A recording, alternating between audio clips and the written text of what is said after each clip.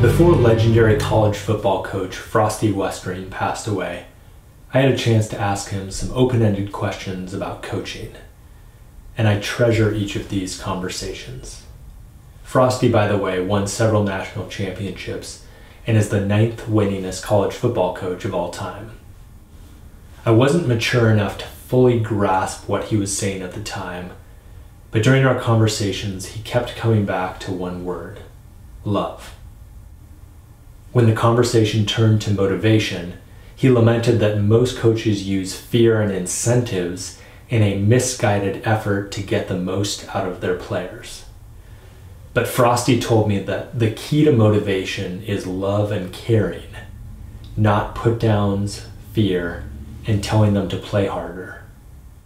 Another great coach, John Wooden, said that the two most important words in the English language are love and balance.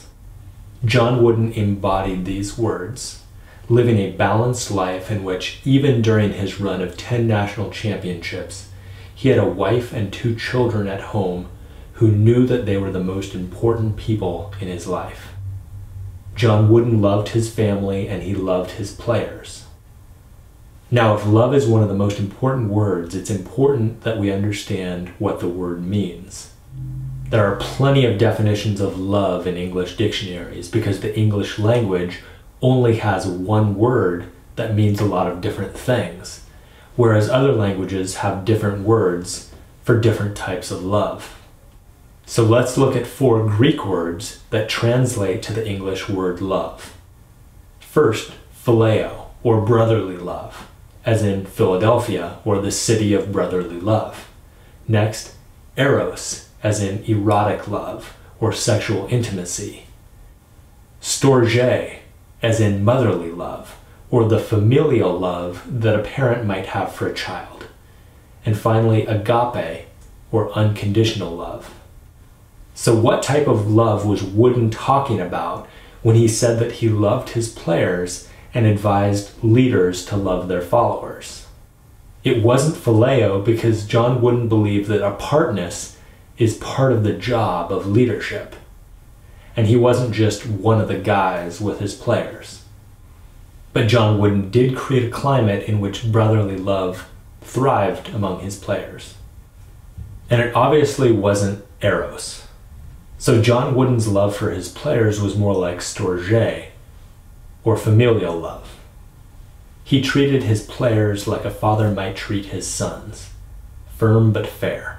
And his fatherly love for his players motivated Wooden to knowingly and willfully break NCAA rules which prohibited coaches from hosting student athletes in their homes, believing that it would be a greater sin to let young men who weren't able to travel home spend holidays alone in their dorm rooms than to ignore that particular NCAA rule.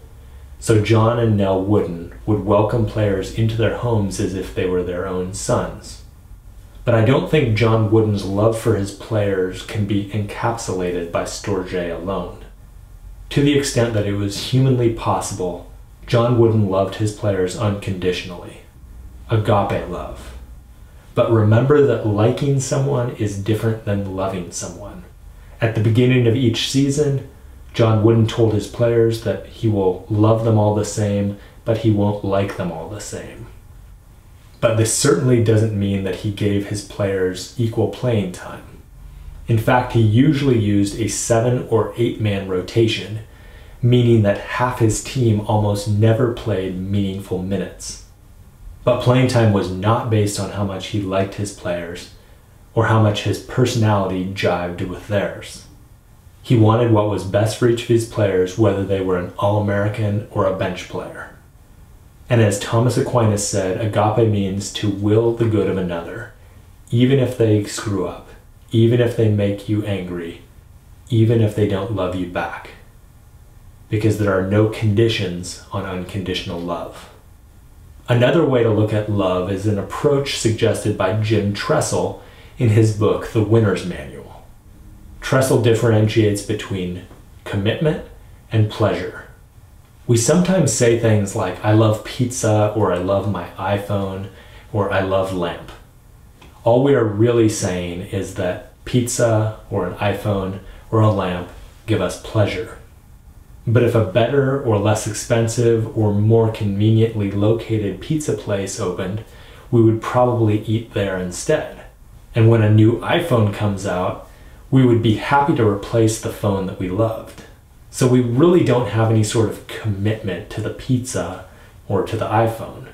When we say I love pizza or I love my iPhone, it's a statement that has more to do with ourselves than to the object of our supposed love. But commitment is different because the focus is on the object of the love. And obviously, this type of love can't exist outside of a relationship. And if you want to love someone this way, you need to realize first and foremost that it isn't about you. But this type of love usually is reciprocated, even though sometimes it takes a while to come around.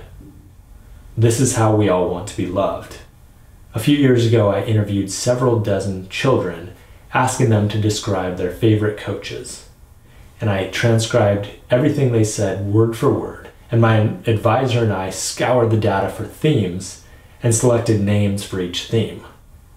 While trying to make sense of the data, I caught myself saying something like, okay, the kids think great coaches are patient and nice, and they aren't really quick to get angry.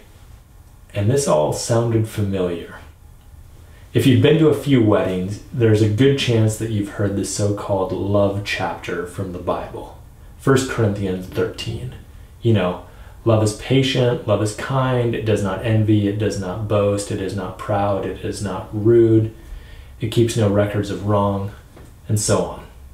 Collectively, the kids that I interviewed listed almost all of the attributes contained in 1 Corinthians 13. And I consider this actionable intelligence, because if you look at these attributes, they're both descriptive and prescriptive.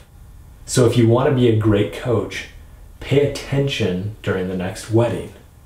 It's a description of what great leaders are like, and a prescription to follow if you want to be a great leader. Wooden clearly showed that his approach worked at the college level, and the kids that I interviewed were pretty clear in their descriptions of their favorite coaches. So it looks like Frosty Westrain was right about love. And the Beatles may have exaggerated a bit when they said all you need is love, because a successful coach also needs to be competent in the techniques and tactics of their sport, but love is a great foundation to build upon. Someone once sent a letter to a mentee asking him, if I love you more, will you love me less? And I think there is profound wisdom in this rhetorical question. When you've had a teacher or a coach who really loved you, really cared for you, really wanted the best for you, how did this make you feel about yourself and about that person? And when you had a coach who treated you like a pawn in his game, how did you respond? Can you imagine loving someone less if they loved you more? And can you imagine loving someone more because they loved you less? Answer these questions for yourself. And in your relationships, remember your answers. And remember that love never fails. You may fail in spite of love, but you will never fail because of love.